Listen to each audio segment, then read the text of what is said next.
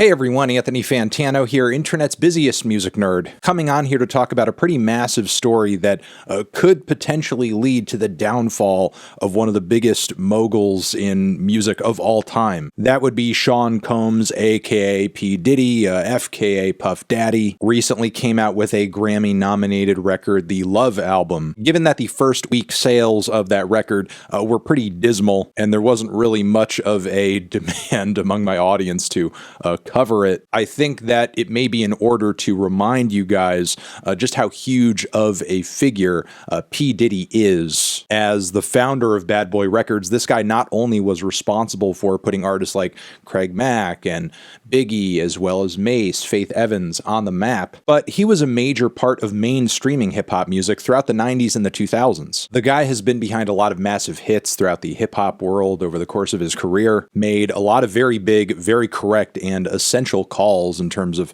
putting on and popularizing particular artists. But then he took that success he saw in music and then leveraged it in a series of even more impressive business ventures in fashion, in alcohol, in video production and media broadly through Revolt TV. When it comes to being a mogul in the music world, few people exemplify that label as well as Diddy has. Even if a lot of that cultural power and influence I was just talking about didn't carry over all that well into the 2010s and especially the 2020s. With that being said, though, Diddy has recently been put on the defensive through a series of recent allegations, the first and biggest of these recent ones being filed against him by former girlfriend Cassie Ventura. That whole thing ended up getting settled out of court. Similar allegations were made by other individuals, and those cases seem to have been treated much the same way. But this most recent court document filed in the state of New York against Diddy and a whole bunch of other defendants features dozens and dozens and dozens of pages of allegations that are absolutely off the wall, insane, and I am not saying that to be hyperbolic or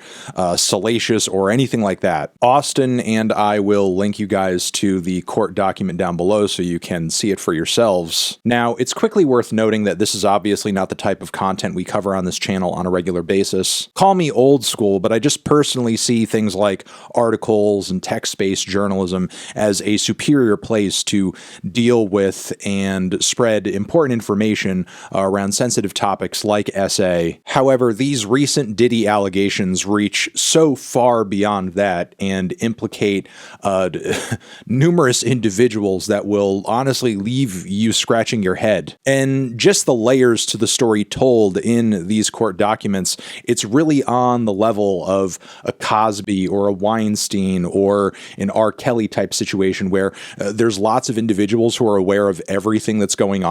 And because Diddy is this very well-known, powerful figure with a lot of influence, a lot of power, a lot of money, everyone's just kind of allowing it to happen, taking part. The documents themselves literally liken Diddy to Epstein. It's like on that level of control and conspiracy and manipulation. And again, if you go through the details of these allegations, you will not only see proof in images, proof in video stills, but also bits of stories dealing in grooming, coercion, assault, blackmail, trafficking, illegal drug use, prostitution, stuff involving minors, putting drugs in drinks, presumably without people sort of knowing, violent threats, even illicit sexual acts involving a few names that were redacted, but once you actually kind of read the Cliff Note info on these individuals, it's kind of apparent who they are. In section 71 of the court document,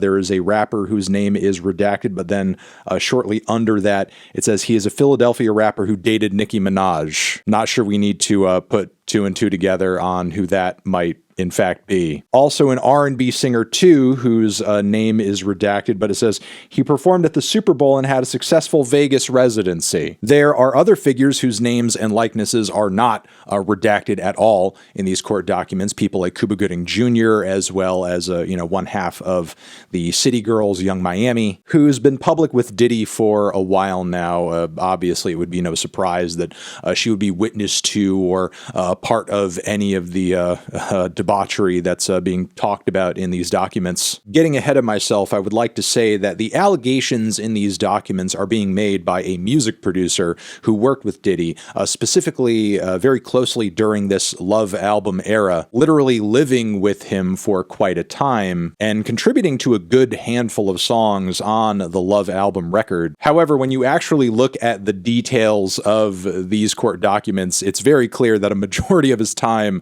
living under, Diddy's roof, he was not spending it working on the record. He was instead spending this time being treated like absolute trash and being coerced into doing a ton of things that are not only illegal, but he clearly did not want to do if, again, his side of the story here is 100%. I will tie this video up to say that the story being told here is one that doesn't feel all that unfamiliar these days in the music industry. It's an absolute power corrupts absolutely type situation for sure. Diddy is obviously far from the first person to take advantage of their power and money and influence in this way, and he will surely not be the last. Allegedly.